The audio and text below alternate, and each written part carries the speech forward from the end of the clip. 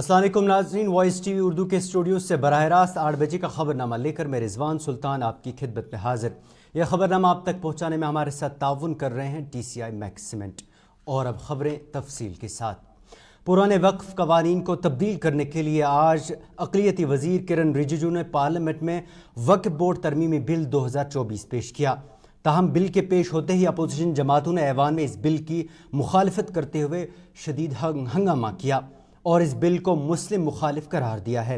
इस बिल में करीब 44 तब्दीलियाँ की जाएंगी।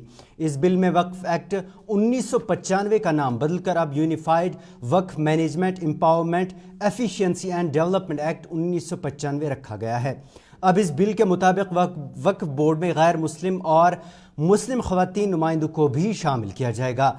एक्ट में ज़िला कलेक्टर को मजाज अथॉरिटी नामजद किया गया है जो ये तयन करने का हक रखेगा कि कौन सी मिल्कियत सरकारी ज़मीन है और कौन सी वक्फ बोर्ड की।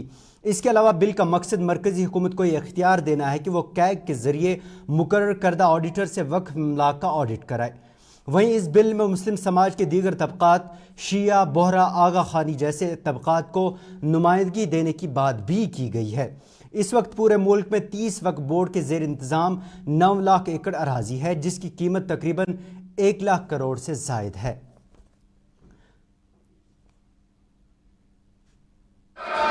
एडमिट करके बोलने का मौका दिया।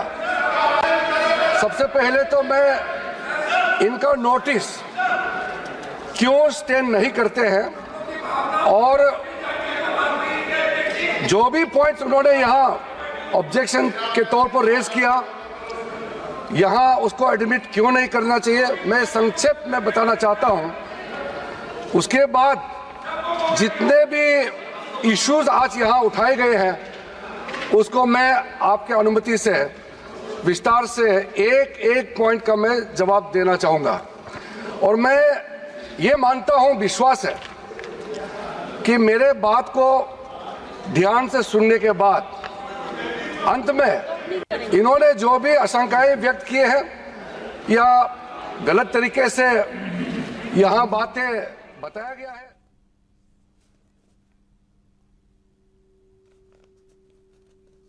लोकसभा में इस बिल पर बहस के दौरान कांग्रेस के KC वेणुगोपाल ने बिल को जालिमाना करार देते हुए कहा कि मजहब की आबादी और विफाकी निज़ाम पर हमला है।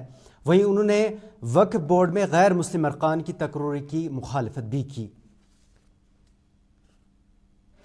Thank you very much for giving me an opportunity to raise an objection on this draconian law which is introduced by the government. Sir, fundamentally this is an attack on constitution.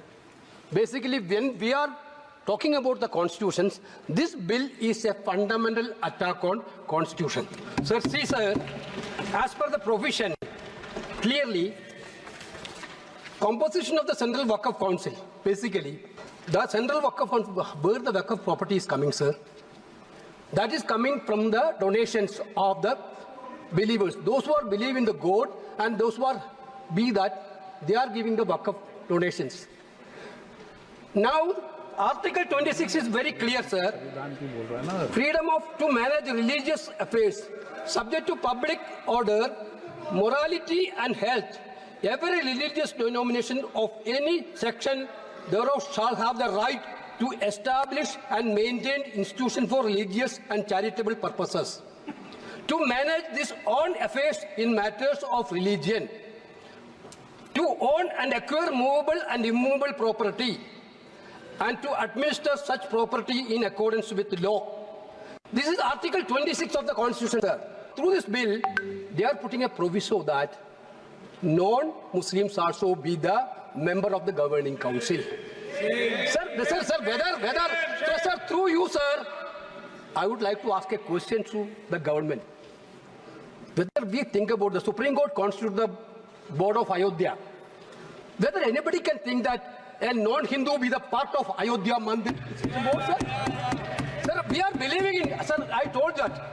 Guruvayur temple, there is a temple Devastam board. Anybody can believe that that temple Devastam board can a non-Hindu? Sir, this is only this provision, anybody, non-Muslims also be part of Waqf Council. is correctly an attack on the faith and freedom of religion. Directly. When we are showing the constitution, you are telling you people are protecting the constitution. This is a fundamental attack on constitution. This bill is a fundamental. Now you are going for Muslims. Next you will go for Christians. Next you will go for Jains. Next you will go for Parsi. Next you will go for MIM से रुकन parliament Asaduddin Owaisi ने इस bill की मुखालफत करते हुए कहा कि यह बिल कानून के बुनियादी उसूलों के खिलाफ है। उन्होंने कहा कि यह बिल मुल्क को बांटने के लिए लाया गया है, न कि जोड़ने के लिए। उन्होंने कहा कि सरकार दरगाहों और मस्जिदों का कंट्रोल हासिल करना चाहती है। Notice under Rule 72 to oppose the Waqf Amendment Bill. Sir, I oppose the introduction of the bill under Rule 72(2) on the grounds that this House does not have the competence to make these amendments. This bill patently violates the principles provided in Article 14, 15 and 25. Sir, it is both discriminatory, arbitrary. It is a grave attack on the basic structure of the Constitution as it violates the principle of judicial independence, separation of powers. Sir, one thing has to be understood, that the Waqf management of a property is an essential religious practice for a Muslim.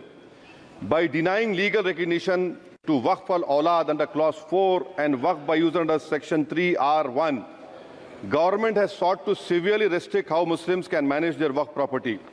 Sir, in fact, Hindu endowment boards, I challenge, Hindu endowment boards are recognized even by usage and custom.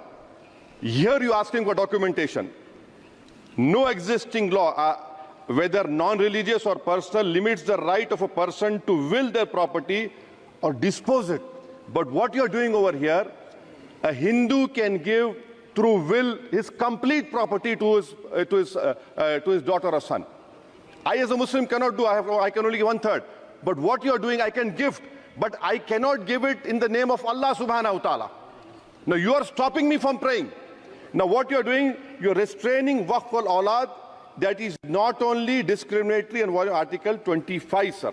There is no limit on anyone to will their property dispose of.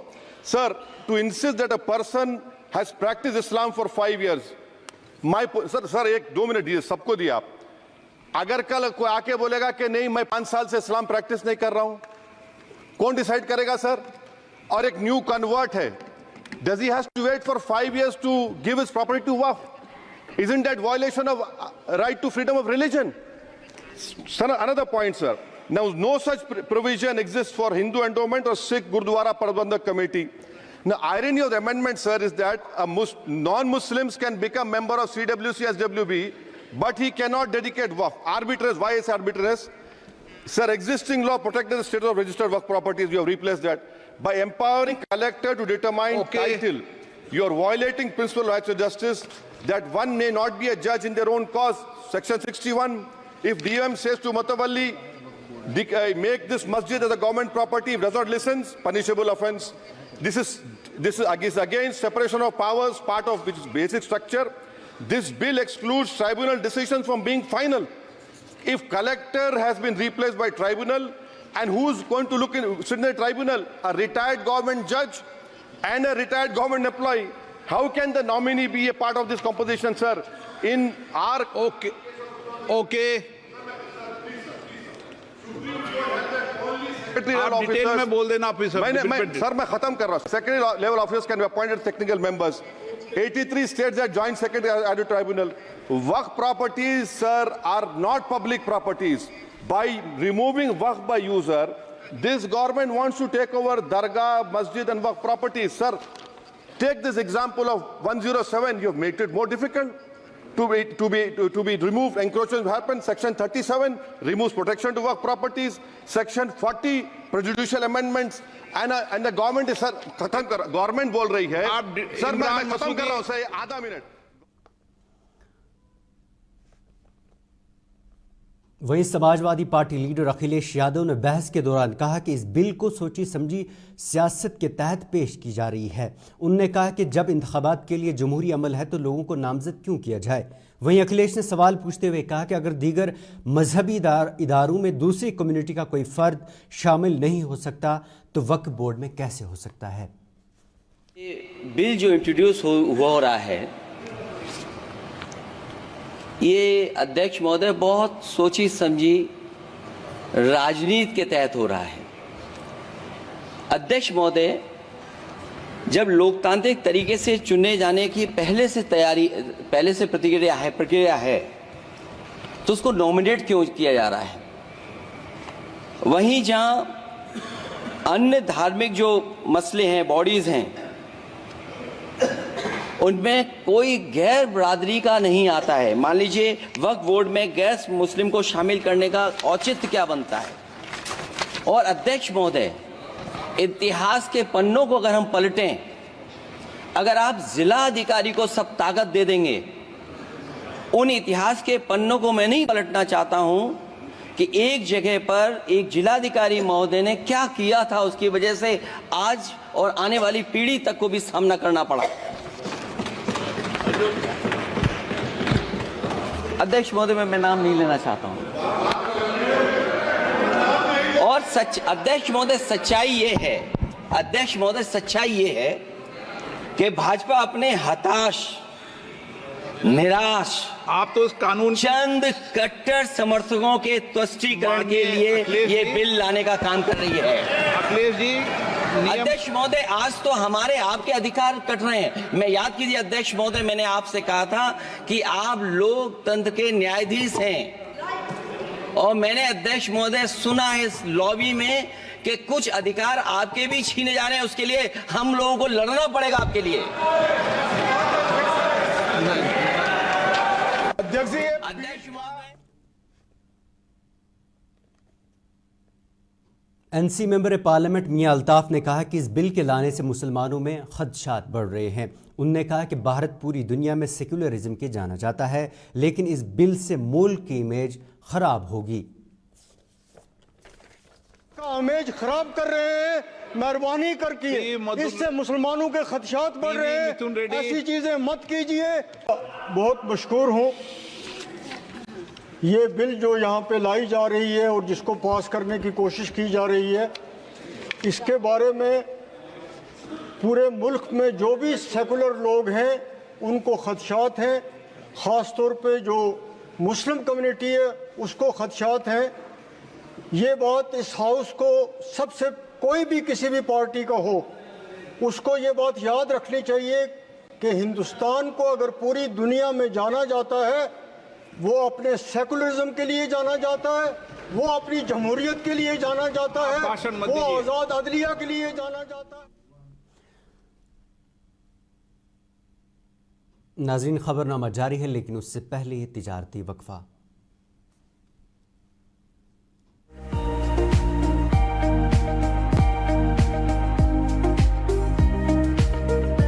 ये auto जो है शोर भी बिल्कुल नहीं है, pollution भी कुछ नहीं है, आराम से वो लाइक अ कार सफर इसमें कर सकते हैं और कस्टमर के लिए भी फायदा है और जो ड्राइवर है उसके लिए भी बहुत फायदा है। बैटरी पे सस्ते रेट हम कम पान बैटरी पे स्पीड असल। जो ये पियाजो इलेक्ट्रिक ऑटो है ये सवारियों के लिए बहुत ईजी होता है। ये बेनिफिट, ये बरोबर कंफर्टेबल की वारंटी भी है कंपनी की तरफ से। जो खरीदना चाहे उनको कुछ नहीं है, सिंपल उनको हमारे पास आना है, उनके पास आधार कार्ड, पैन कार्ड होना चाहिए। डाउन पेमेंट हमने बहुत कम रखा है, हम उनको फाइनेंस करेंगे, हम उनको पूरा करेंगे, हमारे लोग पूरी मदद करेंगे, उनको ज्यादा से ज्यादा बेरोजगारी दूर करेंगे। Authorised dealer Kashmir motors, Sangrama Sopore, head office Sonwar, Srinagar. Kashmir की वादियां और भी खूबसूरत लगती हैं जब हाथों में होता है प्याला ब्लैक मस्ती चाय का। ताजगी ऐसी कि हर लबों पे मुस्कान लाए, कड़क इतनी कि हर सुबह बेहतर नहीं बेहतरीन हो जाए। कश्मीर के असली चाय के दीवाने पीते हैं सिर्फ ब्लैक मस्ती चाय। आप भी पीजिए।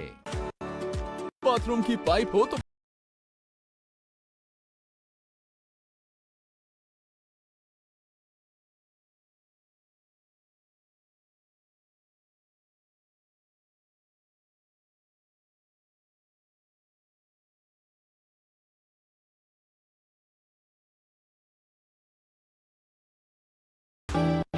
हल्दी जिसकी महक और जिसके पीलेपन की चमक लाते हैं खेतों से सीधा आपके घर लज्जत का हल्दी पाउडर, जो बनता है बेहतरीन कूलिंग ग्राइंडिंग प्रोसेस से, जिसके खाने में जाते ही लोग उंगलियां चाट जाए। सुनहरा जैसे लज्जत और आपका अटूट विश्वास, लज्जत का हल्दी पाउडर।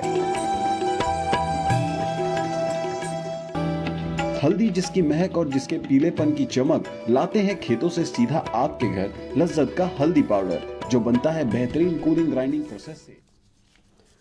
उधर अपोजिशन के एतराज़ात का जवाब देते हुए अक़लियती वज़ीर किरण रिजिजू ने कहा कि अपोजिशन वोट बैंक की वजह से बिल की मुखालफत कर रही है। उन्होंने कहा कि वक्फ का बुनियादी ढांचा ठीक नहीं। उन्होंने कहा कि वक्फ माफिया के कंट्रोल में है, मुल्क में कोई कानून आइन से बालतर नहीं।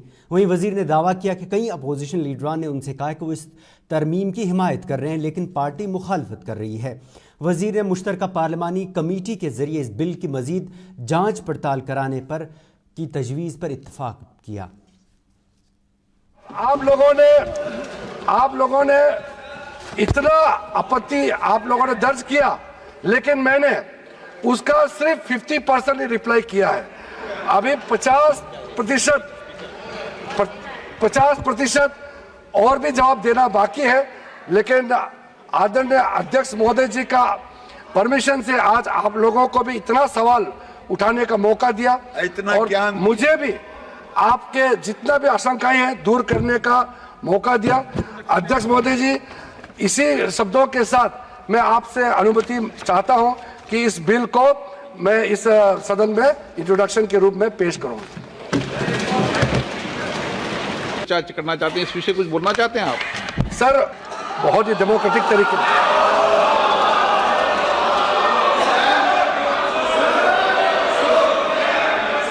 सर इसको देख करके पुराने सदन में जब यूपीए का नया सरकार बना था, हम लोगों ने कुछ रिक्वेस्ट किया। सारा सदन सबने कहा कि इस बिल पे और भी चर्चा होना चाहिए, स्क्रूटनी होना चाहिए। क्यों नहीं?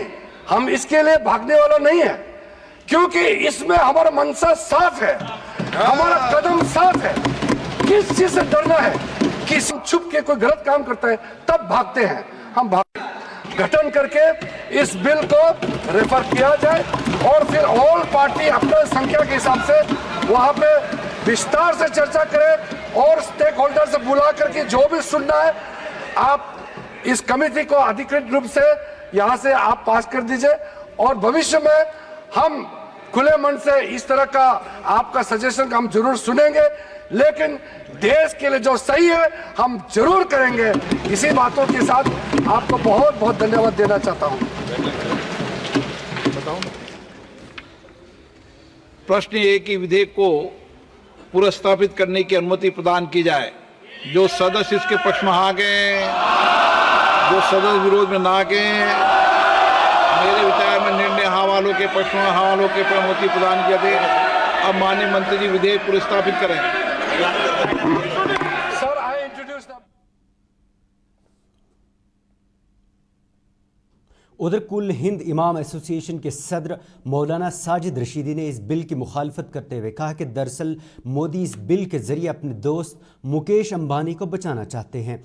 उन्होंने दावा किया कि 2002 में अंबानी ने एंटीला इमारत की ज़मीन दिल्ली वक्फ बोर्ड से नाजायज़ तरीके से हासिल की। उन्होंने कहा कि इस सिलसिले में कुछ पेपर्स 2015 में शाया भी हुए थे।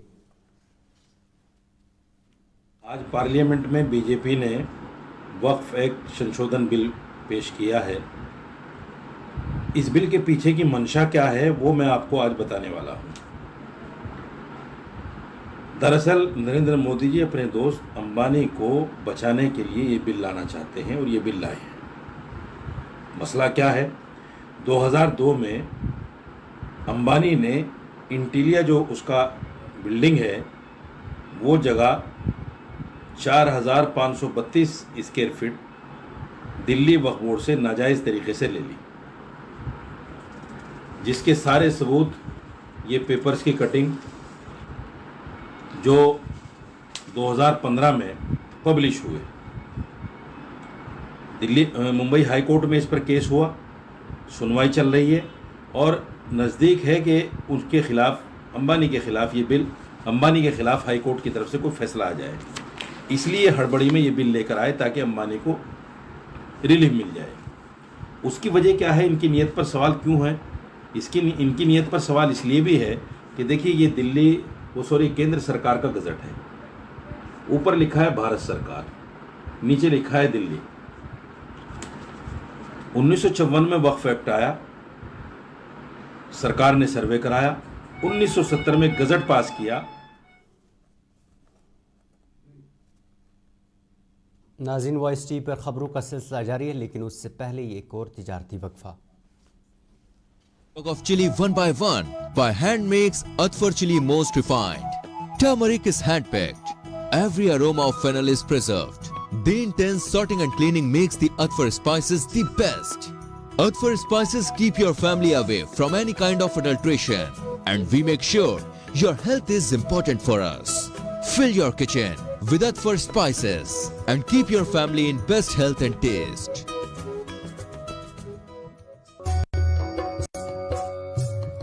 मटन तो है सबकी फेवरेट, और यही मटन जब बनती है लज्जत के मीट मसाला के साथ तो मीट का स्वाद लगे जायकेदार हर बार और बढ़ाए लज्जत से आपका प्यार। आज ही ले आइए लज्जत का मीट मसाला।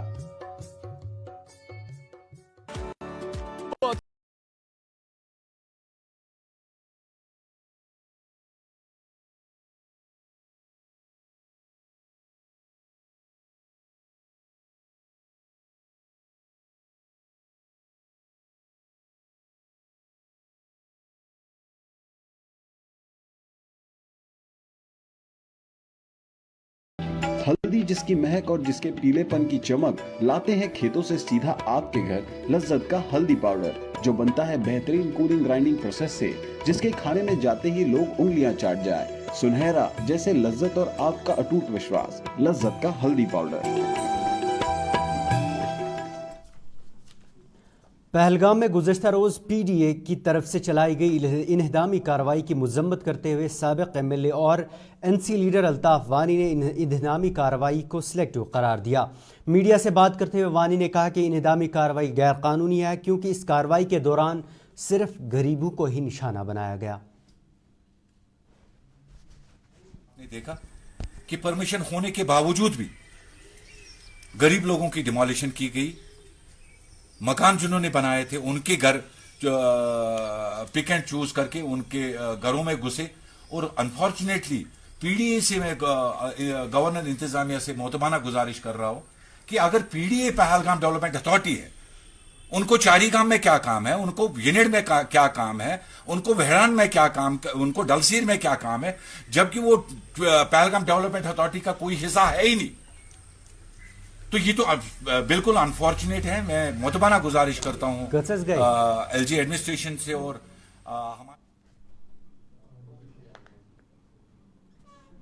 नाजरीन, ये था आज का खबरनामा। इसके साथ ही अपने मेज़बान को दे इजाज़त और आप देखते रहिए वॉइस टीवी उर्दू। अल्लाह हाफिज़।